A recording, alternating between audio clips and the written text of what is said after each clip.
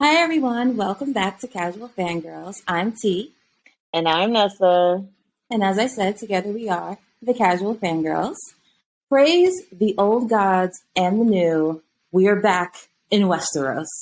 We are so excited to be back in Westeros. The first episode of House of the Dragon aired this past Sunday, the prequel series to Game of Thrones. We're here to discuss it. We're here to drink our wine, and get down to talk about all of the mess that happened during the first episode of House of the Dragon. So before we jump into it, we're going to do a nice spoil-free general reaction to the episode. So I'm going to let my co-host Nessa go first. Describe to us in the audience the episode in your own words. How would you describe it? So the episode I would say was intense. There is a lot of going on. We are setting up the future drama to come, and you can already see who don't like who talking about who, and all that kind of stuff. So it's definitely an intense episode. A lot goes down. It was very exciting. We did get some action with a tournament. So, swords were clanging. I love that. And then I also would say that it's nostalgic. Like, it was great, but it was nostalgic with a fresh twist, because it's like, clearly we're back in Westeros, clearly we're back in this world, but it feels a little different. So Mm-hmm. I love that. How would you describe the episode in a nutshell? I forgot how being in Westeros can just like F me up instantly. There were some scenes in the first episode where I was just like, oh yeah, I forgot that Game of Thrones will go there and it will take you there emotionally. So I thought it was super dramatic. Mm-hmm. Um, and like you said, nostalgic, but very intriguing. Like you said, it's a brand new story that we haven't seen before, brand new characters. We think we know what we know about them, but we're slowly learning, even in this first episode, that there is way more to the dragon that meets the eye. Okay. Mm-hmm. And Mm-hmm. I'm just excited to be back here. Yeah. And I also kind of So, want to say that, like, mhm.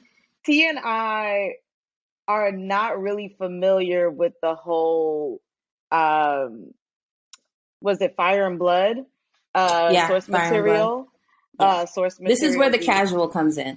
Yes, we have not read it, and I think maybe subconsciously or consciously, both maybe, that we have not really done much research into the story. I know for myself personally, I was like, I loved it when I didn't know Ned was going to get his head chopped off, or, Hmm. the Red Wedding and all that stuff. So I really did not run out to seek the backstory of everything that's going to happen. So I know there are people who have, and people who know how everything is going to go down, but I'm interested to be like, ooh, she got a crush on him. Like, I don't know how that's going to end, but I'm sure people know, like, actually, she's going to marry this person.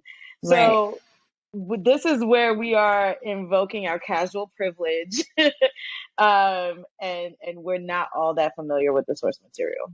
I will add to your point that I didn't even watch the trailer. Um, Mm. I am trying to get, I think that there's something to be said about how fantasy stories are being told now in media, that especially with some of the Marvel movies that came out recently, the general audience felt like we got a lot of the best parts of the movie in the trailer. So I'm now a little worried about Oh, that with trailers. That's one. And two, do you remember how crazy we were when the last season of Game of Thrones came out?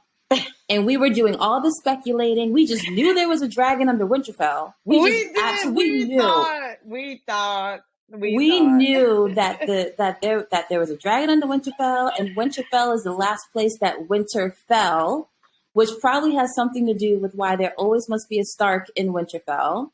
We had all of these different conspiracy theories. We thought Yeah, Dany's womb was quickening. We thought like all of these different things, and I was just like, you know what? For House of the Dragon, I can't set myself up for that. I have to go yeah, in with a clear head, yeah. no backstory as much as I possibly can, in order to be able to enjoy it. And I haven't heard much of the discourse. We are recording this like very quickly after the first airing, so we Mm-hmm. haven't been able to dig into the interwebs to see what people are saying about it just yet. But I can't imagine there's too many angry people out based off of what they've read in the source material. The one other thing I'll add really quickly is what I do know is that Fire and Blood is written from multiple people's point of view. So you never even really get all the details and the full story in the source material of the book anyway. Right. So hoping that gives our showrunners, the writers, and everyone involved a lot of creative leeway to make a really, really good story without feeling as if the audience is going to get mad at them for straying away from the book. So yeah, gives them a lot of wiggle room. A lot of wiggle room to do something good, hopefully. With all that being said, let's get into it. So T, give us the recap of episode 1. I'm going to give you the recap really quickly, though. This is a reaction podcast. We are talking about the show. Spoiler, yes. So, spoiler warning. If you haven't seen House of the Dragon, the first episode, that is what we're about to talk about at this point in time. Okay, so, plot. So the episode opens with a quick history lesson showing how Prince Viserys, remember that name, huh? Different person. Prince Viserys was chosen over his cousin Prince Rhaenys because he was a man, clearly indicating the realm was not trying to see a woman on the throne. We jump into King Viserys' 9th year of his reign, and a tournament is being held in honor of the birth of his potential heir.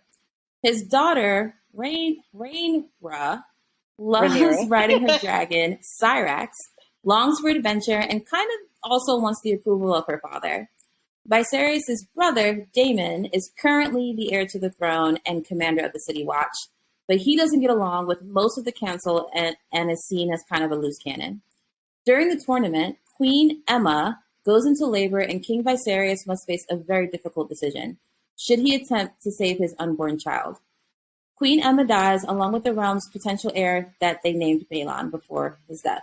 The council urges Viserys to reconsider his choice of an heir, and 3 names are mentioned. Daemon, his brother, who's technically still currently the heir.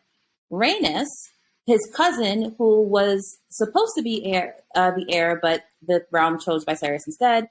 And Viserys' daughter, Rhaena. Viserys, because of Daemon's antics following the death of Queen Aemma and Balon, Viserys chooses Rhaena, his daughter, as his heir, and shares a prophecy passed down from Aegon the Conqueror that states, "A terrible winter is coming from the north that will end the race of men. A Targaryen must sit on the throne and unite the realm in order to defeat it." Aegon called his prophecy the Song of Ice and Fire. Sound familiar? The episode ends with all of the major houses pledging their fealty to Viserys and Rhaena, the heir to the Iron Throne. So, all the politics are set up. All the different dynamics are set up. We already see allegiances and loyalties. We already kind of get a sense of who's going to turn on who. And at least I am ready for it. Nessa, did you like this episode? Oh, yeah. I think they did a great job of giving us the history of why we are where we are, which also sets up all the undertone for the drama to come along, right? They don't want to see a woman reigning. She, Princess Rhaenys gets passed up. And then now here we are at the end of the episode where Princess Rhaenyra is like being, pushed forward as the potential heir of Westeros. And even though all these people are here pledging their fealty and being like, hey, we got your back, we know that's not how it's going to go down. So I am very, very excited. After the show ended, I was just like, man, they did the thing. And I'm very What did I text excited. You? You're like, I said, we back, baby. Baby, we back. And so I'm very, and I think that was everyone's worry. Coming off of the last season of Game of Thrones, everyone's like, man, we going back. Cool, but is it going to be what we want it to be? And I think this episode was a great starting point. How'd you feel after the episode? I mean, I just said it. I'm super psyched to be back in Westeros. Thank the old gods and the new for George R.R. and him getting over COVID and him still being around to figure all this out. I'm very excited for it. Like you said, politics is back. Remember in Game of Thrones, it was like politics was one aspect of the show and then magic was the other aspect, right? Mm-hmm. And there's this huge thing with Game of Thrones that magic kind of came back into the world when dragons came back into the world. So as I mentioned on the previous pod that we did, I'm super excited to see what other magical things might be out there right now. Um, the mention of the prophecy, the Song of Ice and Fire prophecy, I lost my mind. Was not expecting that. Was not expecting that. And what a beautiful way to connect the audience back to the story that they already know. Like they already know how that story ends. Right. So what a beautiful way to kind of get us more invested in the story that we are watching now. So I'm hooked. I'm hooked until they mess it up.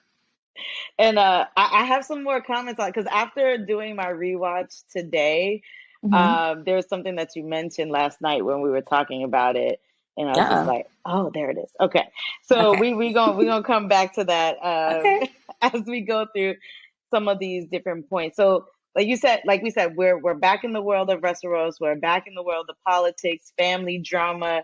You know, we love a good family drama and all the fantasy elements that are coming with it. So as far as we know right now, there are 10 adult dragons in this world.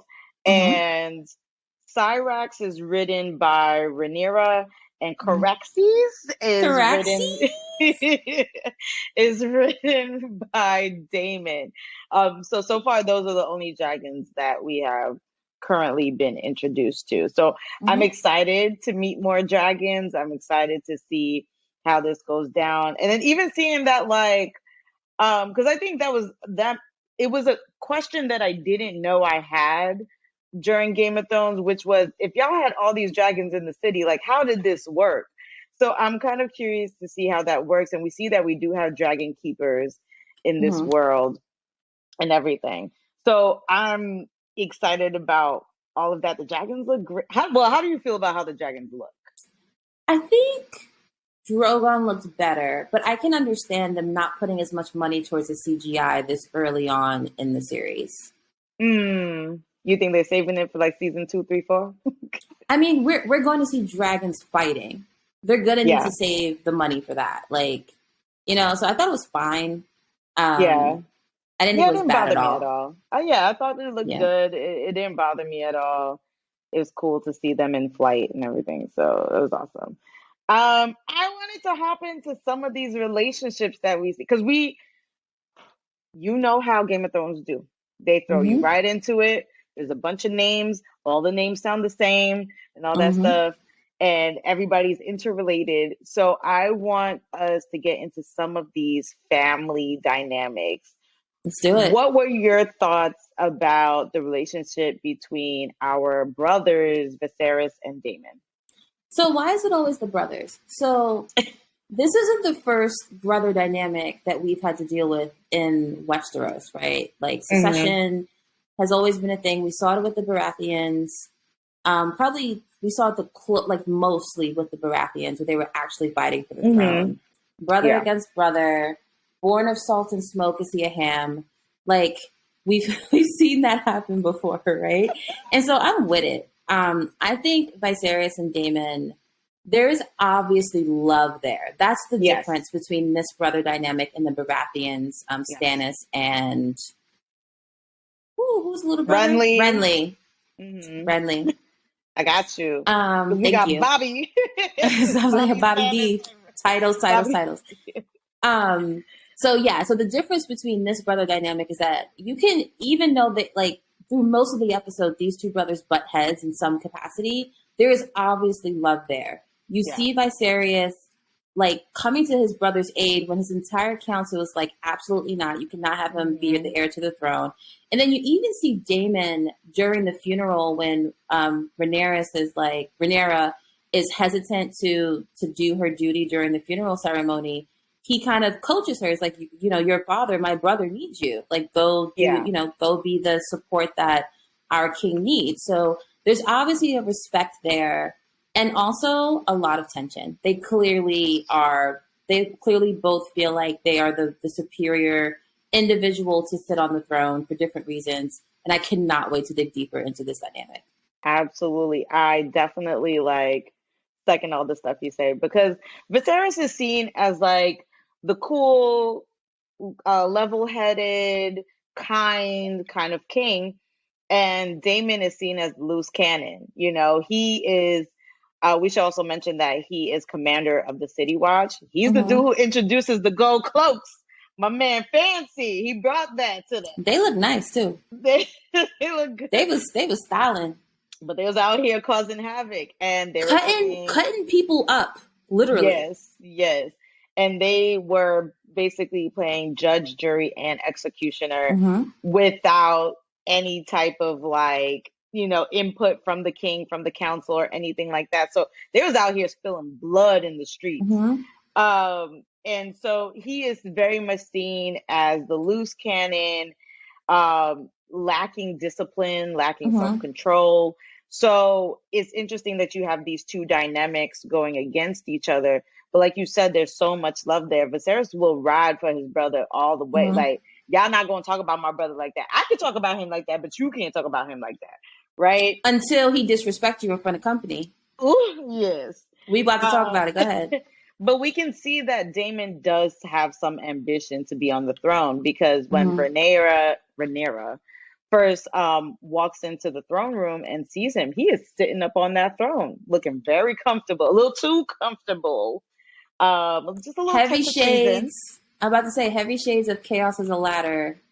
That scene from the original series. Yep. Oh yes, absolutely. So we know there's a lot of tension there, and I'm curious to see how this is going to all play out, especially with Rhaenyra now being crowned heir to the throne and basically pushing Daemon aside. Daemon done been sent back to the Vale, honey, to Runestone. He said, "You got to go." So clearly he's not going to take that line down. So no, he's not. Yeah. I'll also add really quickly that Daemon, like off the bat, feels like he's going to be the most nuanced character that we have. Like if we had another Jaime Lannister, this is going to be the dude that has like the most black and white at the same time, I think, that we're going to see. And I say that because yes, when we first see Daemon, he's sitting on the throne as he should not be. However, what he said to his brother was like, "You didn't make me your hand." I never said I wanted to be on the throne. I just wanted to be by your side. And you didn't give me that as your brother.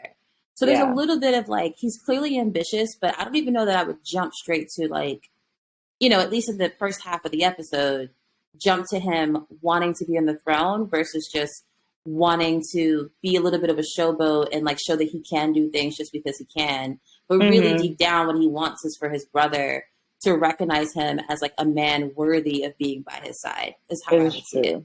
Yeah, because Viserys made him master of law, and then was like, nope, not doing that. Master of coin, nope.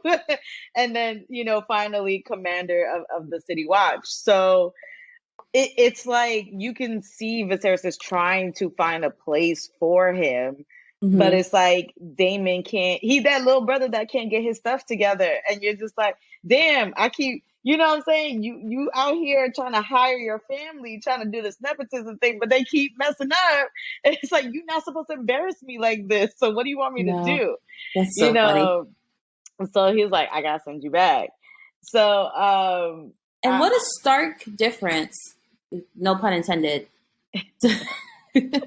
from I wasn't going to bring up the Starks, but I could, but I'm not. And the other brother dynamic that this actually feels slightly closer to, or like it could be, is the Red Viper and the Prince of Dorne.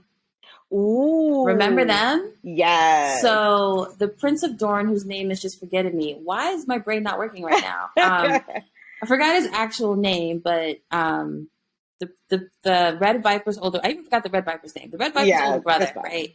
Yeah. He was the one that he was leading, he was ruling, he was leading the land. He was chill with he had gout, so he's in his chair, his wheelchair, just chilling.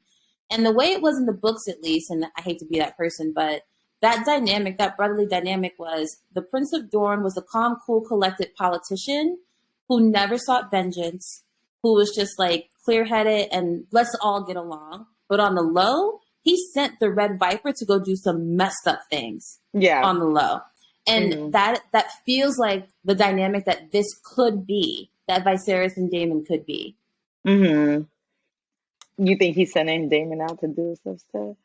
I don't think that's happening. I think that would have been a great dynamic for them. Yeah. He didn't completely drop the hammer on him when they were like, man, he's out here doing all this stuff with the city watch. He was like, well, we want order. We want them to fear the city watch. Mm-hmm. It's just don't maim half my city on your way there. Right. So Right. So it would have been different if afterwards Viserys pulled Daemon to the side and was like, look, I get what you're trying to do. We can't do it that way. How about this? Next time, round everybody up, bring them to the back. I'll come and like just do a quick like, you know, like scan through. All right, you got it. And then you can go do it. All right. Like don't just go out and do it. Right. Anyways. Cool. Okay, so our next big relationship that we see is between Alicent Hightower and Rhaenyra Targaryen. So Alicent is the daughter of Otto Hightower, who is, I apologize, who is the daughter of, Otto Hightower, who is the hand to the king, and we have Rhaenyra, who is daughter to Viserys. So, you know, they basically, you know, family without being family. When you be like, that's my play cousin, that's my play sister, that's them. They thick as thieves. They are best friends. What were your thoughts coming away from the first episode? It was nice to see a female best friend relationship. I don't think we got that in Game of Thrones. I don't think so either. I don't think we got sister dynamics, but we didn't get best friend dynamics. So it was nice to see that. It's also really interesting to see the whole Hand and the King families being so close together. Yeah. Of course, we get that in Game of Thrones with Tywin being the hand of the Mad King and trying to marry Cersei to Rhaegar back then. And then Jaime obviously becoming Kingsguard. I think part of that also had to do with just the proximity of the two families. So it was nice to see it. I think Alicent is going to wind up being a force to reckon with in some shape or form. Yeah. We see that she has a fairly traumatic life as well. In a scene or two where her father is basically trying to pimp her out. That was rough. Obviously for his own gain, for the family's gain or what have you. So I think we're going to see some interesting dynamics from her. And I appreciate seeing that sort of friendship in this story. Yeah. I love seeing that, like, Rhaenyra is like the firecracker, you know, she's like, F the septa. Like, you know, she wants to go on the that was crazy. I was not expecting that. I was like, they know how to curse and they say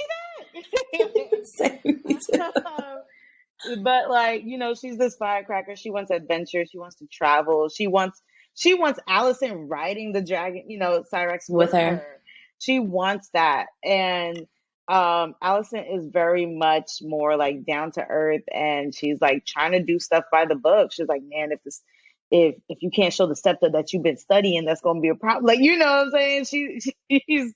She's trying to live the chill life. She's like, I'm just happy to be here, kind of thing. And like you said, there's definitely some trauma coming, some trauma that's been there. Her mom has died. We don't find out how, but her mom has died. You know, daddy's sending her out on these missions, which is crazy because having to look at your best friend and be like, I was sent to seduce your dad. I could be your new mama. Like, that's listen, that's a whole meme waiting to come. That is wild. But I like how they balance each other, but it's very clear that they're eventually going to be set up to be on opposing sides, which sucks. But I hope we get to see more of the friendship before we get to that point. I just don't know how much more we're going to get. That's actually an interesting thing. Opposing sides. So if they were on opposing sides, that means she would be on Daemon's side. That means she would have to go against her father, which I think makes sense. I think that might actually happen. Yeah. So I'm not, like I said, I'm not exactly sure, but the trailers, they pointed knives at each other. So I didn't see that. Okay. Yes, ma'am. So it's clearly going to come down to that at some point, in some way, some shape, some form. I don't know who she's going to marry. I don't know who she's going to be with. She did give her favor to Daemon. So I mean, you're going to tell the prince no? This is true. I wouldn't, but I would not either. I wouldn't. But so that should be interesting. And I think we also should state that Otto Hightower, hand to the king, is a second son. He is not a firstborn son, he is a secondborn son. And what we know in this world is that secondborn sons typically do not get land, or, they receive less of an inheritance and all that kind of stuff. So it makes plenty of sense that he is out here trying to position himself to be in a better situation. So I just want to throw that out there. Yeah, let's definitely keep an eye on that. Yeah, for sure. All right, what do we have up next? So let's talk about, since we're on the topic of women, let's talk about Rhaenyra's mother giving birth during this episode. And this scene was when I was like, oh yeah, Game of Thrones will F you up. It was like this scene where I was like, oh yeah, I forgot that this show can take me there. So the scene is of Emma giving birth. She's not able to, it's not an easy birth at all. Her son is breech, which means he's coming down feet first. They're not able to get the baby out. And at this point in time, King Viserys is approached by the maester, and basically he's like, look, we can't get the baby out. So do you want to try to save your son at the minimum, is basically what the option that he's given. It looks, at that point, Emma's going to die anyway. Do you want to at least try to save your son? And King Viserys basically is like, let's try to save this boy. Doesn't tell Emma that they're about to give her a C-section, basically, in medieval times. No anesthesia, no epidural, no none of that. They just cutting her open. Didn't tell her that it was about to happen. So this is like a shock to her. And they show them doing the C-section and her like trying to fight them off with all her might, them pulling the baby out. And they choose to intercut this scene with the tournament that's happening at the same time. That's got like really violent and gory and bloody at the same time. And I think so how did you feel about that, Nessa? It was a tough scene. But I did like the way they chose to intercut it with the tournament, because it's like, hey, women may not be on the battlefield or whatever, but we've got our own bloody battles that we're facing as well. You know what I mean? Knowing that there's a 50-50 chance that this could turn out okay is wild. So, and that's with regular births. The 50-50 is like non-breech births. Like, yeah, so, regular pregnancies. So I thought that was a brilliant choice to make. And just the scene just had me all messed up. I was just like, this is crazy. It was wild, but I think it was also a way to show that, hey, don't forget, men run things out here. Because like you said, they didn't ask Emma like, hey, what's your choice? What do you want to do? What do you think should happen? What do you think should go down? It was, hey, you're the father, you're the king, make a choice, and we're going with it. And that was rough, but it was a reality check of the world that we are in right now. It was, and so glad you brought that up, because you and I spoke last night, what was the first thing I said about that scene?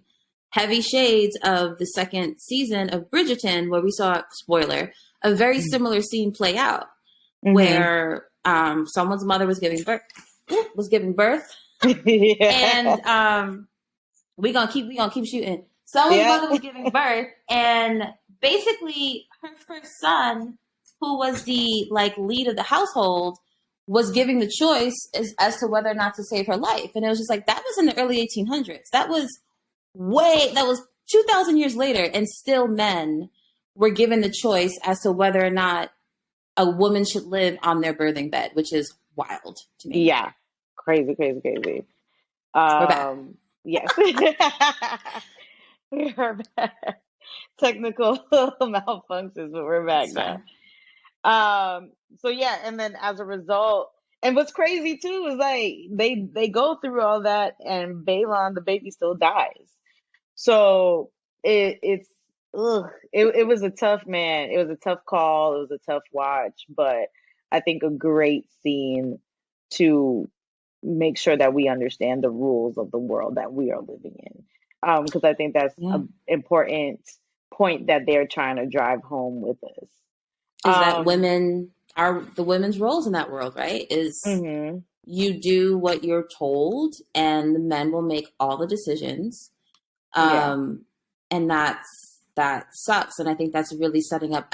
You know, one thing I do find interesting is that predicating this entire series on gender dynamics, basically, right, is what we're talking about. Political stances on gender roles is a very interesting choice, I think, in our current day. So I wonder like how much that can like propel the story forward. Like I wonder if general society is going to get fatigued by it, I guess is what I'm saying. Hmm. I don't think so. I think there's going to be enough going on that we won't get like I don't think they're going to Captain Marvel us to death, basically. Is what I'm No, trying that's to that's not say. that's not. I get what you're saying. That's not what I'm suggesting. I guess what I'm suggesting is like, as a society, are we going to be like, okay, wait, yeah, we get it, like, but that's not how it is now, or I don't know. I just sometimes wonder if society is tired of talking about gender roles and gender dynamics. I don't think. I mean, we don't know how the I'm show's just going saying, to pan out, I don't. but I think they're doing it in a way that is different and that is um going to be palatable enough Mm-hmm. for Mm-hmm. like the casual viewers as well as people who just love this world. So I think it'll be okay. All right. So yeah, so after the death of Queen Emma and Balon, we see the fallout of Mm-hmm. everything that happens, right? We see everyone's reactions and how that goes. And the council is immediately like, hey, the person we threw this whole tournament for before he even got here is dead. Your wife is dead. If something should happen to you by design or by accident, right? Um, what are we going to do here? Who is your successor? Who is going to be your heir? And Viserys is like, bro, my family has just been decimated. Like, why are we even having this conversation? But it is an important conversation to have. But is it though? Because they already had an heir. Why are we bringing this back up? If I was Damon, I'd be pissed. Because they don't want Damon. That's I why. understand that. I understand that. I obviously understand that. But I mean, even Viserys should have been like, "What do you mean? Like, I already have an heir on backup. That Plan B is Brother, just now yeah. Plan A all over again." Yeah. So I mean, but it's a conversation to be had. Because we saw with Jaehaerys, there was 14 claims that came forward, right? He also 14 had a lot of cases that were kids. heard. Yeah, that's true. He was around for a while. He had a lot of kids. That's true. So the council has this whole conversation, like you mentioned earlier. Damon is brought up, Rhaenys is brought up, and then Rhaenyra is brought up. Who do you think should be heir? Or who would So you have tried to make a case for if you were on council? I think. Oh, ooh, that's a better question. If I was on the council, I probably would have assumed Damon was listening because I'm paranoid as all hell. Um, and I would have been if I wouldn't have said nothing. Even I'm like, I know David listening. I ain't saying nothing. you would have kept that mouth shut. But I probably, I know what I probably would have said. I probably would have said, look. So to suggest like what is the real difference here between Rhaenys and Rhaenyra? Like that's the question. Yeah. Like what the difference between Daemon and everybody else is. It's a man versus women, but like to have Rhaenyra do it over Rhaenys, you just want your bloodline to do it versus your cousin's bloodline. Like that's kind of what that boils down to. And I probably would have brought up that point. Like, what are we really saying here by choosing Rhaenyra over Rhaenyra? Right. I mean, right, because in the sense it makes sense because she's a more direct she's more direct in his bloodline. Right, That's his daughter and everything like that. But if you're thinking about like the stability of the realm, right. right, what would make the most sense? Unfortunately, in this world, in a sense, Damon would make more sense only simply because he's a man. But knowing the type of man he is, there's going to be no stability.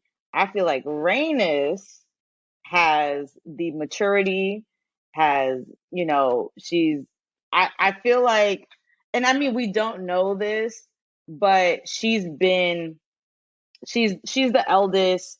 She was the eldest Targaryen in line, and that's why she Hmm. was even considered when Hmm. Jaehaerys was dying, right? So I feel like she's been around the politics. I feel like she might have known. I don't know if they were grooming her. I kind of doubt it, No, no, but no. They were. So Jaehaerys had named her as his heir, and then I forget what happened, but something happened to make him call a council. did he? Well, his two eldest sons died because he had the eldest sons, He had eldest sons, and they then they died. died. Okay, sorry. He didn't name her. It was assumed. Everybody assumed that she would take it Yes, because she was in the yeah, politics, because yada, yada, yada. Like, everyone was like, oh, right. it's definitely going to be her. But Jaehaerys just understood the realm and was like, nah, this is going to cause a problem unless I actually, like, put it to a vote. And so that's what he did. Yeah, You're right. yeah. So, but like again, she's got the maturity. She's been around. Why not her? I feel like she could have been a stable force in the realm. But If you're gonna consider a girl, it should have been her over I Rhaenyra, in think my so. Yeah, opinion. yeah. I think so too. I'm voting for that. And somebody else in the council made the point of like she already has a male heir. So, if anything, it's like, all right, let her rule until her male heir comes of age. Bing, bong, boom. There you go. We got another, man in the seat. If you really want to take it that route. Hmm. All right. So we have that. So Rhaenyra, after the fallout of the death of her mother and baby brother, she is forced to the forefront of the family, and she now has to grow up. She was the one who had to cremate her brother and her mom. Hmm. That was wild to me because I didn't see that coming. I didn't think it would be her job to do that, and I was very shocked and surprised. I wonder if she was the only one of the royal family who had a dragon nearby. Because Caraxes was Viserys, there, was he? yeah, because at the end of Oh, the episode, Damon goes and pets Caraxes. I thought he was back at the Vale. I didn't realize he was still in King's Landing. Ooh, okay, maybe. So I don't know. yeah, But I don't then know if why would he he went leave the to. Vale without his dragon? I don't know. I don't know. Yeah. I don't know where he was, but I guess in my opinion, so Viserys was a dragon rider. He was the last person to ride Valerion the Dread. Was he? I'm not sure. The I'm telling I you, know. no, I'm telling you, I know Oh, this. okay. I I'm wasn't telling sure if you. you were asking or telling me, but okay, yeah, yeah, yeah. I'm Okay. telling you Gotcha, that gotcha, Valerian gotcha. the Dread is Yeah, Aegon's dragon, right? That he yeah, came and conquered West. Dragons live for mad long. yeah, And then in the episode, you see Viserys bring Rhaenyra in front of Valerion's like skull and everything. yeah. He was the last person to ride that dragon, and then when the dragon died, he just didn't take on another dragon. Mm-hmm. Is the backstory behind that. So that being said, within the immediate family, since we don't really know whether Caraxes was around, um, it would be Rhaenyra to do the honor. I mean, they also could have just lit the fire without a dragon, but But it's they're tradition. Targaryens. It's Yeah. tradition, which is fine. And and this is the first time that Viserys finally turns to his daughter and is like, "It's got to be you," and finally puts his faith and backs her up and like makes her feel important.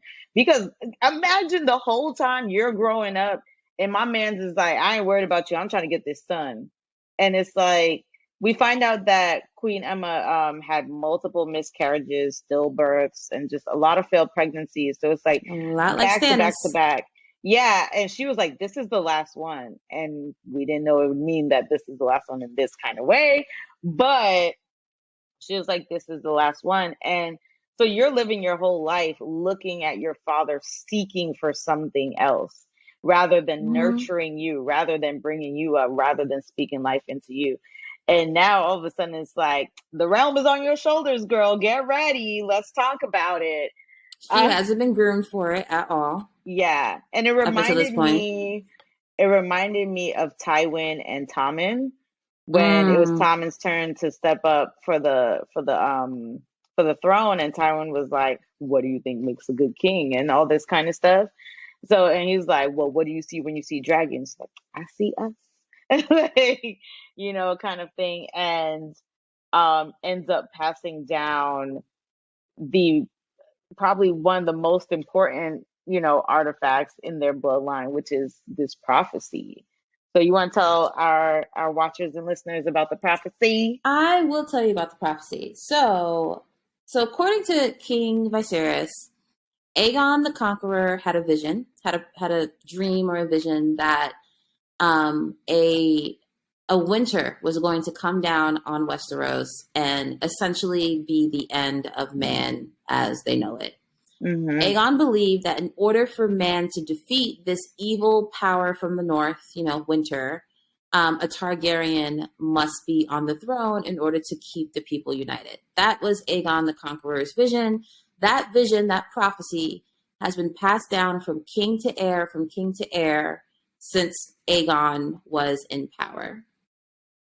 When I tell you I yelled at my TV, because not only did like we get this like huge revelation, did you see what King Viserys was holding when he was telling her? There was the dagger, right? The dagger that Arya uses to kill Winter, to kill the Night King. Just like very on the nose, but like also I love it, so like why not? So that was great. And so essentially what we're hearing is that the Targaryen family knew that the White Walkers were coming, and that secret was passed down from king to heir. We are probably going to assume that Rhaegar knew this.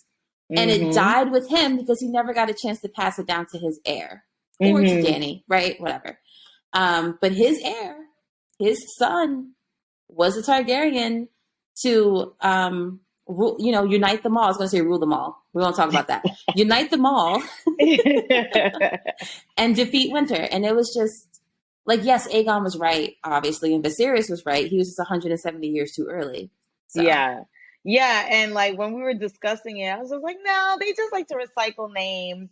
And then I just like was rewatching it, and I was just like, no, it makes absolute sense that they called that John's actual name was Aegon, because Rhaegar would have probably known, or definitely would have known about the prophecy, and he's looking at his wife like, you're ice, I'm fire. Why not? And I don't know why it took my brain so long to click around it. Maybe because I was just tired last night from watching it. But like, I was like, oh, there it is. Got it. It would also make sense that before Rhaegar left the Tower of Joy to enter the fight, that he would assume that he wasn't going to make it back. So he told Lyanna. I'm making a grand assumption here. That Rhaegar told Lyanna, it is, whatever, I'm doing it. I wrote this. Rhaegar, before he left to go help with the Robert's Rebellion, or to fight Robert's Rebellion, he said, Lyanna, I need you to name this child Aegon Targaryen. And she was like, another one? And he was like, yes. At least he'll have some connection to the person who gave the prophecy that's about him. I feel like Rhaegar was like dramatic and flary enough to do that. I don't know. Now it makes me want to go back and rewatch some of the scenes to see if Lyanna, just to see if Lyanna was ever like, he's going to unite the realm. No, she's never said that. But I don't think so. But no, I'm good. She's like, promise me, Ned. His name is Aegon Targaryen. Yeah, I don't think he told her. I think if anything, Rhaegar was probably so confident in himself that he thought he would make it back. I think the opposite for sure. That's a fair assumption as well. But anyways, super psyched to hear it. I'm so curious as to like if this prophecy is going to drive Rhaenyra. I'm curious as to if Daemon also knows the prophecy since he was the heir for a while. Did Viserys tell Daemon? Is a question that I have. Does Rhaenyra know? Maybe. Rhaenys? All these Rhaenys. Yeah. Jaehaerys. I'll have to look at these names. Jaehaerys didn't officially name her his heir. Yeah. But she was the oldest. Everyone assumed it. Does she possibly also know about this prophecy? I don't know. I don't think she knows. If anything, whoever was the eldest brother would have known. And then with them dying, the council was called. So I don't think she even got a chance to find that out. Daemon, that's a good question. Does Daemon know? Or was Viserys just holding out until like, let me wait to see if I have a son first? Maybe. Kind he of thing. Done that too. Also, why are we keeping this a secret? Why? Why not at least tell your council? Why not tell everybody in the family? I don't know. I don't understand. Why are we keeping this a secret? Why are we not sending more people to the Night's Watch? If that's really the case. I mean, I think the information is going to weigh on Rhaenyra. I think she's absolutely. She's gonna move with it in mind. I don't. That's a good question. Why not tell the realm? Why keep it a secret? Or why not tell your council at least? I don't know if it's maybe because it's like they gonna think we crazy. I don't want to tell them. You don't want to freak out the realm. I get that, but also like do things in the background to like shore some things up, like send more money to the watch, or make sure the wall is cool, or send some more people. Do stuff like that. That's a very, very interesting point. I don't know. Maybe we'll get some answers maybe during the season. Yeah. All right. Any last thoughts, words about the prophecy? I wanna about the prophecy. No. Okay. No. But I do want to call out, since this is a podcast where we support Black women and we support the people who support us, including other Black people. Can we talk about the Black character on the show, please? That sits on the council, and he is the richest, baddest alive in Westeros right now. And I'm here for it. Love it. So we have Lord Corlys Velaryon, right? Because we gotta let people know where we from. We from Valeria, but we Velaryons. And he's known. That sounds like House of Darion. Wasn't that Beyonce's mom's like fashion line? Shaky Darion. Yep. And he's known as the Sea Snake. He's the head of the House Velaryon, the most seafarer in Westerosi history. He's married to Princess Rhaenys. They also have 2 children, a boy and a girl. I did not write down their names. Whatever. I don't think they said them in the show, so it's fine. If y'all need to know the names, look it up. But anyways, so yes, he is our Black character on the show, and I'm excited to finally have a Black character who has status and influence on the show. He is not a slave. He is just not a warrior. Like, he's out here doing things, sitting on the council, has his own fleet of ships, all that good stuff and everything like that. How did it make you feel seeing him on screen? I like seeing him on the screen. I hate seeing fake dreads on anybody. So there's that. But at least that's not true, because I even wear fake dreads sometimes. But mine be looking real. Whenever like Hollywood does it, it never looks real, and it bothers the hell out of me. But I like seeing him on screen, and I liked how much he wasn't afraid. Like, he just spoke his mind. Yeah. He was like, this is that. The triarchy is getting wild. Y'all, we need to do something about that. Don't say I didn't tell y'all. Like, I straight up told y'all that this is going to be a problem, and y'all ignored me. So I really appreciate that. I appreciated how he was going to bat for his girl. He was like, we talk about heirs. My girl's right here, They got the credentials. Got all the credentials, and I'm going to support her. Yeah. I'm gonna stick beside her. So I appreciated all of that. So I mean, we'll see where the character goes. Like, characters in Game of Thrones, you cannot get too attached to them being alive or their character profile remaining one way. Yeah. Whether it's good or bad, everybody flip flops. Everybody, no one's safe. So I say all that to say I like him right now for this first episode. We'll see how it plays out. Good point. Good point. And we've had this conversation before about like mostly stories with mostly white casts or characters, and um, I'm glad to, and this was like the point that I was trying to make when we did have this conversation previously is like you can take a white character and just say, hey, he's dark of skin, and just leave him exactly as is. Like, you know what I mean? We're in a world where we don't have the transatlantic slave trade as we know it in our world. Like, obviously there are slaves in this world and that kind of thing, but it's not the slave trade that we know in our society in this earth. This is a fantasy world. You can do whatever the hell you want to do. So, you know what I mean? If they wanted to make Rhaenyra black, they could have done that too. So to me, I'm just happy that they're finally embracing like, all right, we can just insert people however we feel and however we see. And I would hope that future writers of these types of stories will do that more often, whether they are writers of color or not. Honestly, like, this is your world. You make the rules. You can paint this person how you want to paint them, and it will be fine. Trust me, it will be okay. I mean, it might not, but let's go with it'll be okay. You might do something wild crazy and we'll have to check you, but at least you'll learn from it and then you'll be better next time. So, right. So I mean, I'm happy to see this on screen. I'm curious to see if we're going to get more people of color. Again, outside of the role of working in brothels or being, forced into armies or slaves or whatever, that kind of thing. So I think it's okay to make the assumption that the Valerians are black, maybe. I mean, like that'd his be great. family at least.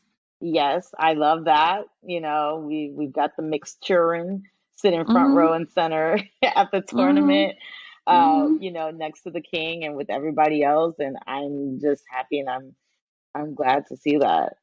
Yeah.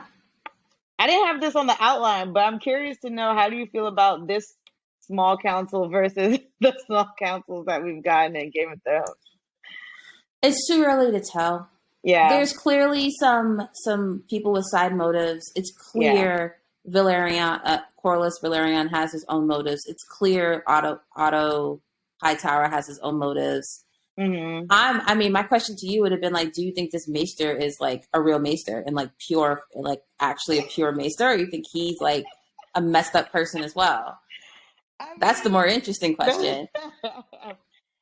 So far, it seems like he's a maester that actually has decent intentions, whatever that means for this world. But except, did you catch when they were looking at the king's sore on his back that wouldn't heal, and the maester suggested like something, and the king was like no, and it looks like the maester's apprentice or something was like, oh, we could do this, and the maester was like, all right, we'll do that. Like, there was something about that dynamic where I was like, wait, why are you listening? What was that? What just happened here? Really? Did you catch that? I saw it, but I didn't feel the same way about it. Okay. I don't know. I just didn't feel the same way about it. I was just sitting there like, what is this? This don't look good. No, it don't. Yeah, and I guess, well, so we know that Otto knows about it. We don't know who else knows about this sword that is not healing. Which would explain why Otto is like, all right, who are we naming next? Because if this don't heal, or if this gets bad, or if you've got something going on, like, let's be on this. But he definitely told the maester, like, let's keep this quiet. We shouldn't be talking about this. So we don't know who else actually knows. No, but we did see him cut his finger at the end. Viserys. Yes, on the throne. Yeah. Which makes sense, because if you're sitting on a throne of swords. Well, I mean, that's how he said he got the original sword, right? Yeah. But so I'm just saying, like, is that not going to heal either? is he just not able to heal anymore? Like, is he sick? Oh, are you That's what I'm thinking? saying. Like, I wonder if they showed that to one show that like the throne will cut you, yada yada yada, Mm-hmm. metaphorical, yada yada. But also just like another callback to like, oh snap, he's still getting cut. He can't even heal the last one. I mean, should be. I get maybe. Maybe, I don't know. We'll find out in in episodes to come. Any other last minute things that you want to bring up, talk I'm just happy to be about? back. I am pleasantly surprised and Yeah, happy to be back. That's all. yeah. I think one last thing I do want to mention is Sir Kristen Cole Mm. is being positioned to be someone potentially very important in this world. And what we know about him is that he's common born. He's son of Lord Dondarrion's steward. We don't know who Lord Dondarrion is, but I'm sure we'll find out very soon. And he beats Daemon in the tourney. So and gets Rhaenyra's favor. So there's a little love connection happening there, but also beats her uncle. So I mean, we'll see where this goes. I just found it very interesting. I love that she's liking somebody from Dorne, Mm-hmm. and Mm-hmm. um, it's no. I'm sure it's no mistake, no coincidence that he's the one who beats Daemon. So I don't know what that means for the future, but I'm I'm excited to interested. see. I I'm want to see more of interested. Dorne.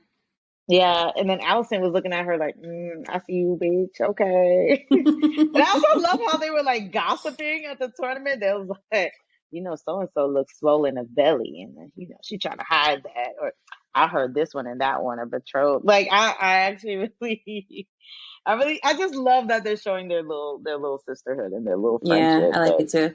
I'm sad that it's gonna come apart. Uh, Hopefully, maybe just temporary. Maybe. I don't know. You pull a knife Hopefully. on me. I don't know if we talking after that. So I don't know. But I think we've pretty much covered everything. We've hit the major players that we've seen Yeah. so far in the show, the major relationships that have come across our screen as of now. And it appears that the show is going to do a couple of time jumps. I don't know if it's going to go back and Mm-hmm. forth or if they're just going to like let the younger characters play out for a little bit and then jump forward. But there is, there's an older Rhaenyra, there's an older Allison. So we'll see kind of like what the timeline is going to look like playing out Mm-hmm. in this show. Any concerns about that? No, as long as there's no No. time travel, I'm fine. Lord, let there never be any time travel here. But yeah. So that, guys, that was episode 1. The Heirs of the Dragon. I mean, the title says it all, honestly. We're all trying to figure out where's this gonna go, how's this gonna play out. I think it's safe to say that we are both excited for the possibilities Very of excited. this Yes. series. And you know, it's gonna I hope it's gonna be a good ride. It's gonna be a good ride. Wherever it goes, let's keep an open heart, y'all. Keep an open mind. I'm keeping it all open. Let it come as it may. Thanks for joining us today. You know, please stay tuned. We are going to be doing this every week for each episode, coming to you guys, sharing our thoughts, our feelings about the episodes. Make sure you follow us at Casual Fangirls _ on Instagram. We're on YouTube, Casual Fangirls. Make sure you like, subscribe, do all the things. And as always, I've been Nessa. And I'm T. And together we are the Casual Fangirls. We'll see y'all soon.